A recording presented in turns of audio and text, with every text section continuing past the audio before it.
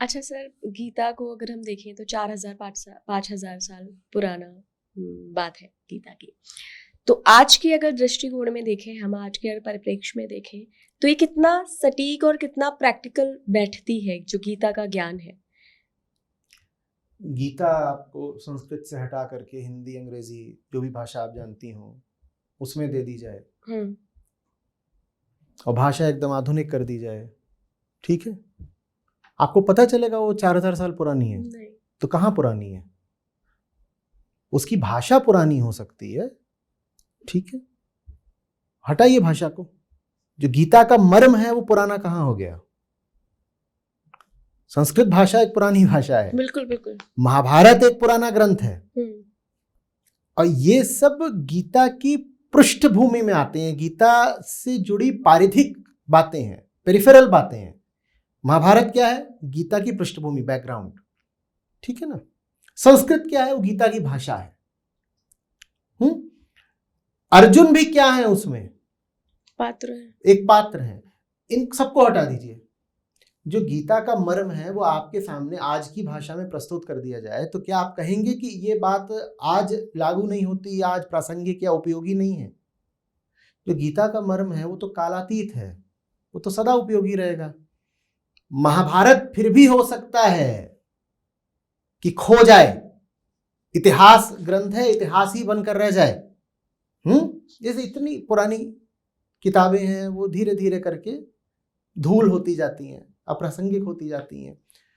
तो इस बात की तो फिर भी संभावना है कि महाभारत न बचे, लेकिन गीता तो सदा बची रहेगी। सब ग्रंथों के दो हिस्से होते हैं, एक जो काल सापेक्ष होता है, एक जो कालातीत होता है, काल निरपेक्ष। काल सापेक्ष माने उस हिस्से में वो बातें हैं जो बस उस समय लागू होती थी, ठीक है ना। उस हिस्से में वो बातें हैं जो बस उस समय लागू होती थी, आज उन बातों का कोई महत्व नहीं है। उदाहरण के लिए, सारथी रथ का संचालन किस प्रकार करता है, ये बात महाभारत के समय कुछ प्रासंगिकता रखती होगी। आज कौन सारथी, कौन से घोड़े, कहाँ रथ है, तो आज उसका कोई महत्व नहीं है ना। उदाहरण के लिए, तब कौन कौन से राज्य थे और उन राज्यों के कौन नरेश थे और उनके पास कितनी कितनी सेनाएं थीं और किस किस तरीके से उनको युद्ध में आमंत्रित किया गया।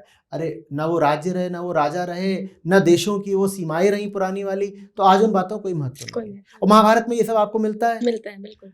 वो सब बातें बहुत महत्व नहीं रखती। उन सब बातों का महत्व है भी तो ऐतिहासिक महत्व है, उन बातों का कोई समकालीन महत्व नहीं है।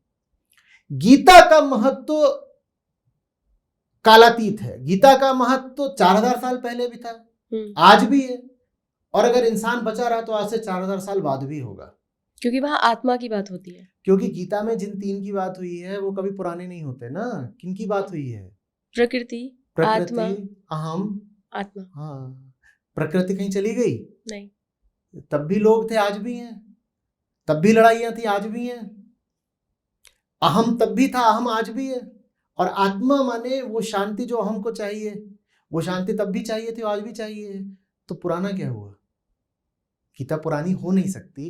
गीता उन तत्वों की बात कर रही है जो सनातन है। अब आप ये भी समझ गए होंगे फिर कि गीता क्यों सनातन धर्म का केंद्रीय ग्रंथ है। आप ये भी समझ गई होंगी कि सनातन धर्म का ग्रंथ कहलाने के लिए किसी ग्रंथ को क्या शर्तें पूरी करनी पड़ेंगी। कोई ग्रंथ सनातन तभी कहला सकता है जब उसमें सिर्फ इन तीन की बात हो, आत्मा, अहम, प्रकृति। इन तीन के अलावा किसी चौथे, पांचवें, छठे, आठवें की बात कर दी तो फिर वो सनातन ग्रंथ नहीं है, फिर वो इतिहास की बात है। उसको आप संग्रहालय में रख सकते हैं, आप उसको रुचि से देख सकते हैं कि अच्छा उस शताब्दी में ऐसी बातें होती थीं, वो उस शताब्दी की बात हो गई, आज उसका कोई महत्व नहीं बचेगा। गीता और उपनिषद, समूचा वेदांत, इसीलिए सनातन, शाश्वत, अमर धर्म है, क्योंकि उसमें कोई इधर उधर की बात है ही नहीं, सिर्फ इन तीन की बात है।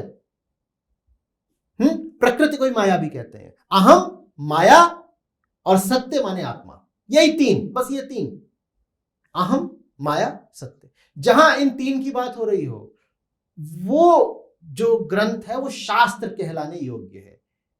इन तीन के अलावा कोई बात हो रही है तो उसको शास्त्र भी मत कहिएगा। न वो शास्त्र है, न वो सनातन है। वो बस क्या है, एक पुस्तक है। रोचक पुस्तक हो सकती है, मीठी पुस्तक हो सकती है, सरस पुस्तक हो सकती है, सम्माननीय पुस्तक हो सकती है, पर वो आध्यात्मिक शास्त्र कहलाने की श्रेणी में नहीं आती। बट फिर वो धर्म से कैसे जुड़ गया सर? अगर वो आध्यात्मिक शास्त्र है, अगर आप गीता को आध्यात्मिक शास्त्र मान रहे हैं, तो वहां धर्म कैसे आ गया? बिकॉज अध्यात्म और धर्म अगर हम देखें, मैंने बहुत लोगों से ये सवाल पूछे, हाँ जुड़े हुए हैं, क्योंकि कई बार आपका धार्मिक जो एरिया होता है वही आपको अध्यात्म की तरफ ले जाता है, कई बार आपकी धार्मिक रुचियां भी अध्यात्म की तरफ ले जाती हैं। लेकिन अगर गीता आध्यात्मिक बुक है, आध्यात्मिक है, तो वो धर्म से कैसे जुड़ी है? आप कह रहे हैं कि सनातन की सिर्फ एकमात्र बुक यही है।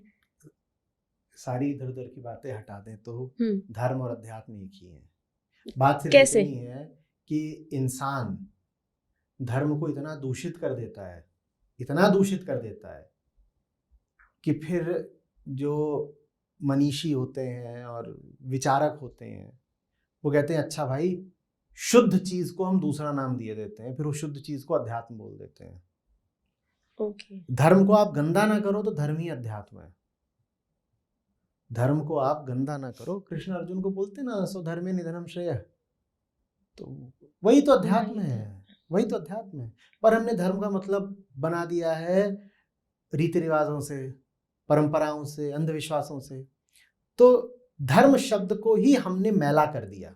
मतलब जहाँ कर्म कांड और क्रियाएं ना है वो अध्यात्म है, और जहाँ धर्म, जहाँ क्रिया कांड और ये सब बात होती है तो वहाँ बात बहुत सीधी है। आत्म को जानना अध्यात्म है, ठीक है ना? बिल्कुल। हम आत्म को जितना जानते हैं, आत्म उससे ज्यादा गहरा है, तो आत्म को अधिक जानना, अधिक, हाँ, तो आत्म को जितना आप जानते हो उससे ज्यादा जानना अध्यात्म कहलाता है।